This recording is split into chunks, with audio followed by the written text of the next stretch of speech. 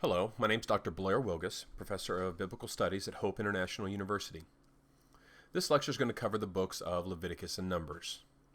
To begin with, the book of Leviticus in Hebrew is actually named Vayikra, which comes from the first word of the book, and he called. Yahweh called to Moses. Our English name of the book is taken from the Greek Septuagint, Leviticon, or the Latin Vulgate, Liber Leviticus, which both title the book based on the content relating to the Levitical priesthood. Now, Exodus is the salvation document of Israel, or the origin story of the nation of Israel. And Exodus ends with the story of God's presence coming down and dwelling in the tabernacle. And this is where Leviticus picks up. The holy presence of God is in the midst of Israel's camp. In a word, the main theme of Leviticus is holiness. Holiness has demands, and these demands are met by the stipulations that God gives Israel.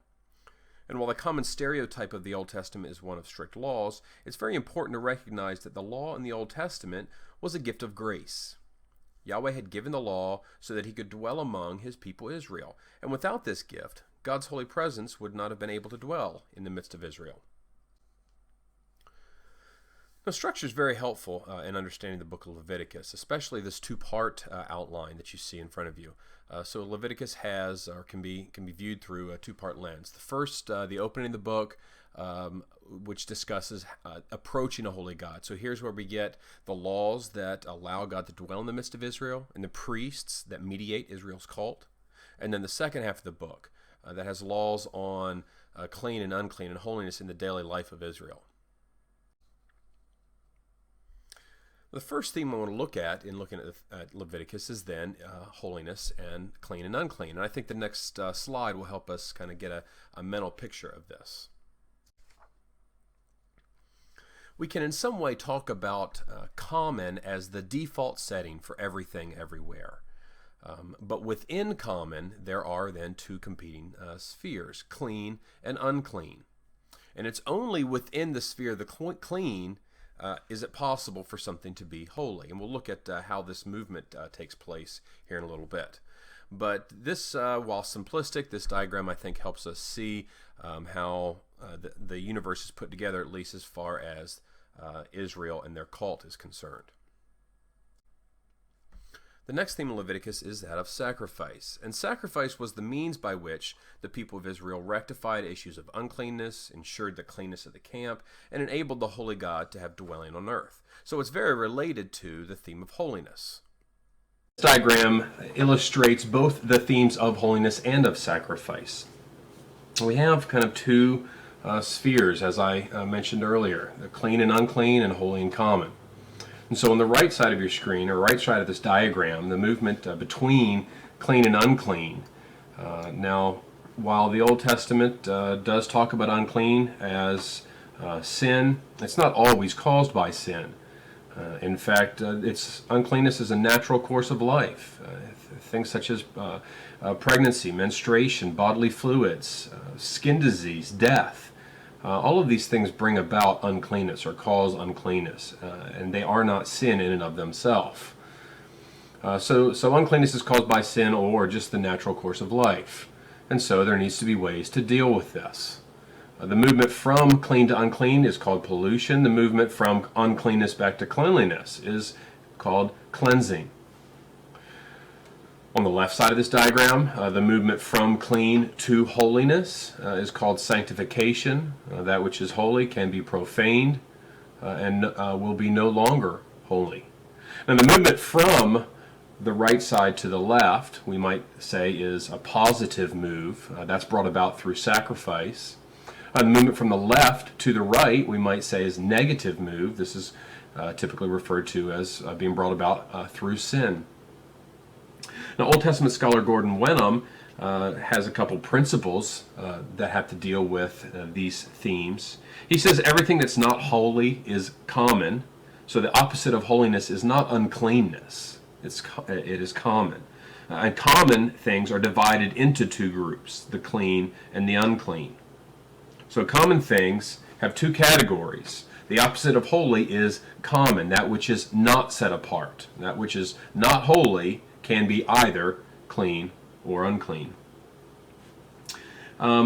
Cleanness is the usual state of most persons and things, and some have suggested that the reason things that are unclean are actually called unclean is because they do not mimic life. They look like death, whether it's bodily fluids or blood that where life is held or where life is passed on. When these things are expelled from the body, that mimics death, and so they're unclean. And that's one possibility. But clean things become holy when they're sanctified. However, unclean objects cannot be sanctified until they are first made clean. Holy items may be profaned and become common, and they can even be polluted and made unclean. But the unclean and the holy must never come into contact with each other. If an unclean person eats part of a sacrificial animal, which is holy food, he'll be cut off from his people. So, just as an overview and thinking about the movement that takes place in Leviticus, sin and impurity cause profanation and pollution, while offering and sacrifices reverses the process and brings about cleansing and sanctification. Now, the movements that we just talked about, the sacrifices that cleanse the unclean, or sanctify the clean, that's discussed in Leviticus 1 through 7. The 5 most common offerings or sacrifices in ancient Israel are the burnt, the grain, the peace, the sin, and the guilt offering. Now, sacrifice wasn't just blood, it wasn't just atonement, it wasn't just ritual. There were at least 3 components to the Old Testament sacrifices or offerings. The first is the component of gift. These offerings were gifts to God. In some sense, they were food gifts to God. Israel was feeding God, sending up pleasing aromas. There are gift components there. In addition, there is a communion component, especially in the peace offering. This one offering where the offerer, got to eat some of what was sacrificed. A portion would have been burnt and offered to God, a portion went to the priest, and then the rest went to the worshiper. So there is a communion component. And then there is also the atonement aspect of these sacrifices. The Hebrew word for atonement is kafer. In Old English it means, or it was called at-one-ment, or meant to make reconciliation. But in the Hebrew Bible, what does this word kafer mean? Well, in some cases it means to cover, such as when Noah built the ark, he covered it, kafer, with pitch or tar. So we can talk about these sacrifices as wiping over or wiping on. There are some linguistic problems with that, and the most common interpretation of kafer is to purge or wipe clean. In some sense, these sacrifices canceled out sin. Jeremiah 18 parallels kafer with macha, to wipe or to blot out. And the Akkadian cognate of kafer means to wipe away. And so, at the very least, we can say that these sacrifices either covered or wiped away. But I think more confidently, we can talk about the Old Testament sacrifices as actually providing atonement for sin. The final theme I want to look at is that of priesthood. Leviticus begins by describing the sacrifices Israel was to offer. It then moves into a look at the ordination and offerings of Aaron as a priest, and then the consequence of immoral priests. So what we see is that first half of the book of Leviticus, we have the sacrifices and then the priests, and the priests kind of mediate the move from the sacrifices to the life of Israel as God's holy nation. So Leviticus 8 through 10, we have the anointing of Aaron. He offers those sacrifices that we looked at on that immediately previous slide. And then in Leviticus 10, we have the story of Nadab and Abihu, the sons of the priest, the high priest, that offer what Leviticus calls strange fire. We don't really understand completely what that means or why they did it. But what we can ask is, how does that move us from Leviticus 1 through 10 into the rest of the book? And I think it points out the importance of holiness even for the priesthood. So the priests are going to mediate the cult for Israel. watch over the temple, or the tabernacle at this point, and holiness is important even for them. And that issue of holiness we see quite a bit in Leviticus 17 through 27. This is typically called the Holiness Code. It's thought to be one of the oldest portions of Leviticus. And here we have laws regulating the holiness of Israel in several different aspects of life. Now, Leviticus ends with what is typically referred to as Deuteronomistic theology. It comes out a lot heavier in Deuteronomy through Kings. But what we see here is covenant blessings and curses. What we have is something like, keep the covenant and you will be blessed. That blessing will look like agricultural prosperity, food, peace, safety, victory, freedom. The inverse of that, however, is break the covenant and you'll be cursed. And that curse, or those curses, will look like this. Almost the inverse of the blessings, however, multiplied times 7. Now, when we look at the book of Numbers, it's called Numbers because of its title in the Septuagint, which is arithmoi, relating to the censuses in the book. The Hebrew name is actually Bamidbar, meaning in the wilderness, which is where the majority of the book takes place. And when we look at the authorship of Numbers, traditionally, scholars have thought that Moses was the author, even though he's never said to have written the book. There's only one reference to him to writing anything in the book. However, almost every chapter in the book uses the phrase, the Lord says, or said to Moses. There are, however, undoubtedly post-Mosaic sections in the book. So the book of the wars of the Lord, the actions of those after the conquest, these stories about things that Moses couldn't have written about. In addition, Numbers 12:3 calls Moses one of the most humble man to live, which, if that's true, then he obviously didn't write, because it would have been self-negating. So, traditionally, Moses has been thought to author it. There are certainly post-Mosaic sections.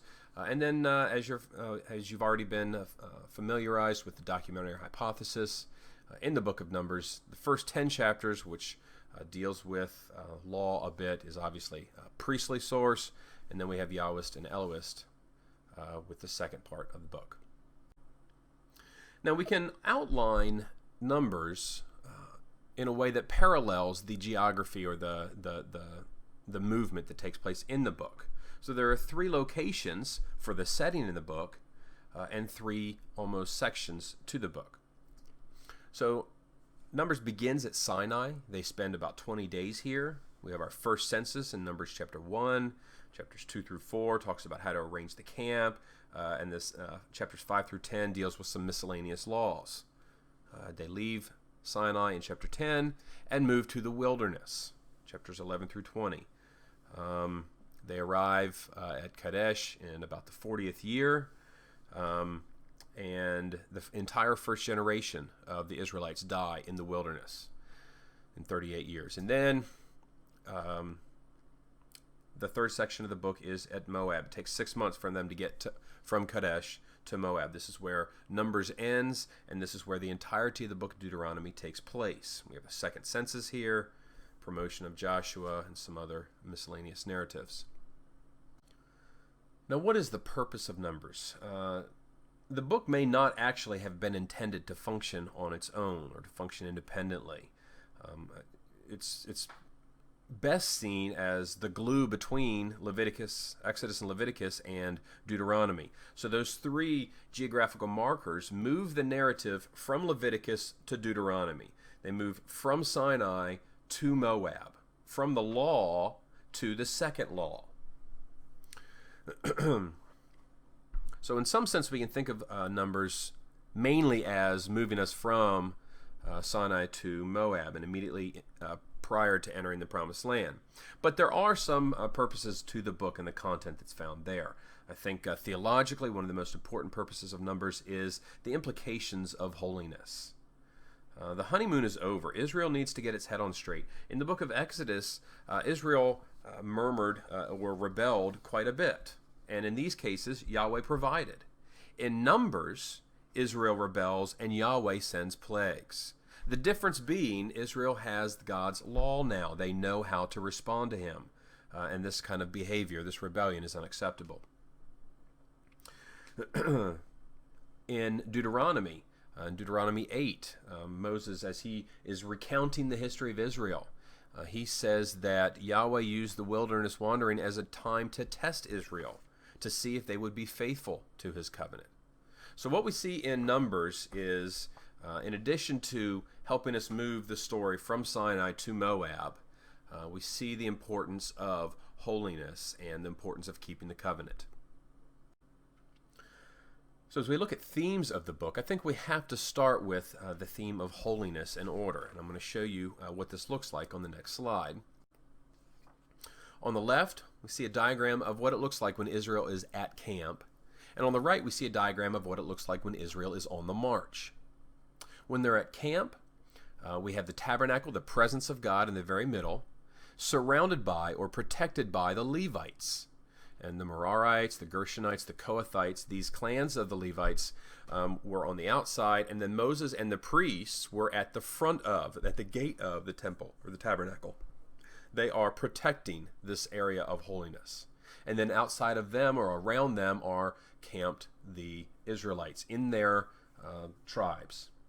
In the same way, when they're at march, we have Moses and the priests carrying the ark, the presence of God, the symbol of the presence of God at the front. We have 3 tribes. Then we have the Gershonites and the Merarites carrying the tabernacle tent itself.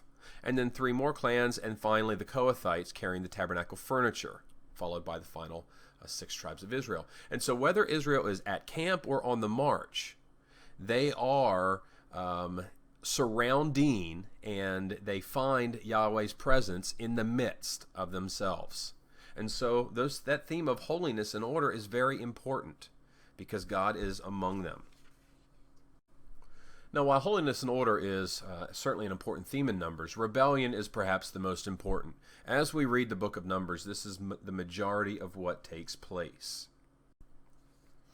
Here we see Numbers 11 through 20, and what you see in these rebellions is that rebellion permeated every segment of the nation of Israel.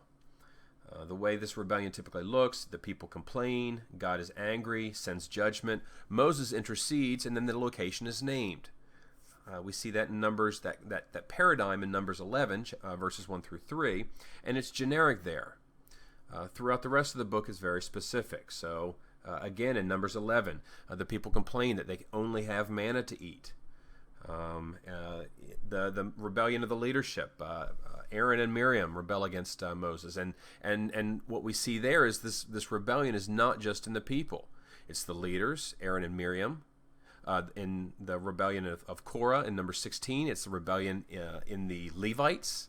In Numbers 20, it's Moses and Aaron themselves that rebel and don't obey. So the rebellion in Numbers is throughout the nation of Israel. Perhaps most importantly is the rebellion of the spies and then the people of Israel in Numbers 13 and 14. This is where the spies go out to spy the promised land, and they come back and say the land is amazing, but we can't do it. The people are too strong. We've been brought here. We're going to die. Let's turn around and go back to Egypt. At least we had it good there. And it's for that reason that Israel wandered for 38 years in the wilderness, so that entire generation was not allowed to enter the promised land. And 2 final themes. Slightly the theme of land. We see this tension between the goal of the promised land and then Egypt as the previous land. So in some of their murmurings, they do refer to Egypt and look fondly on their time there. The beginning of the book, the land is the direction they're going. This is interrupted in the wilderness. But then the end of the book relates some laws that assume they will again be living in the land. And then finally, this theme of covenant faithfulness. The book starts and ends on this theme. What we have let's look at the census comparison. What we have in the censuses in the 1st and 26th chapter of the book is roughly the same number. When the census was typically taken to ascertain how many troops there were for battle. And so what we see in chapter 1, roughly 600,000 people, after that entire generation dies off, At the end of the book, the number is roughly the same. Yahweh is faithful to Israel. They are not a weaker nation now than they were when the book started.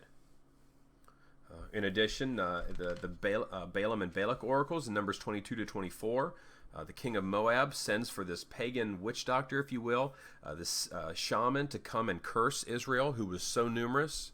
And God let Balaam go, but he could only say what God told him, what Yahweh said you are allowed to say. And so when Balaam arrived, he blessed Israel using this covenant language. Yahweh is faithful to Israel despite their rebellion in the book. So as we look at the place of Leviticus and Numbers in the canon, specifically in the canon in the books of the Torah or the Pentateuch, Genesis is a book of origins, the origin of life, the universe, and everything, and then the origin of the family of Abraham. So Exodus we can talk about as either a salvation document or the origin of the nation of Israel. And so when Leviticus picks up, after Exodus ends, we have the giving of the law, now that Israel is in a relationship with Yahweh and he's in their midst. This is the law or holiness document. And then Numbers is the rebellion to that law that was just given. And so what you'll see in the coming lecture is Deuteronomy as a renewal document.